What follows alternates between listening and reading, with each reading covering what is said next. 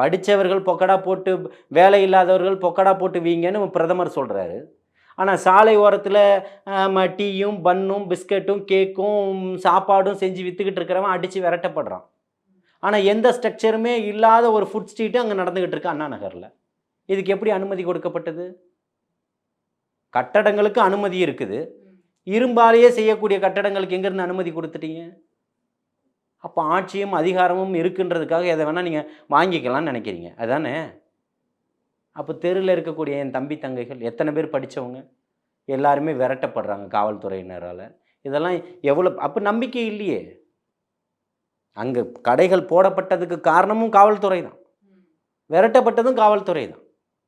அவனுடைய ஒரு நாள் கனவு இருக்கும்ல, நாளைக்கு நம்ம இதை பண்ணிவிடுவோன்னு. அந்த கனவை ஏன் சிதைச்சிட்டிங்க? நாளைக்கு இந்த கட்டமைப்புக்குள்ளே நம்ம போகவே முடியாது, நம்மளாலலாம் வியாபாரம் பண்ணாடு தெருவில் நின்று கூட பிழைக்க முடியாதுன்ற ஒரு நிலைக்குலாம் வந்துடுறோம். பிச்சை எடுப்பவர்கள் அதுக்கு எடுப்பதற்கு தடை இருக்குது, அந்தந்த மாநிலத்தில் கொண்டு போய் அவர்களை விட்டுறணுன்ற ஒரு இது இருக்குது, ஜீவோ இருக்குது.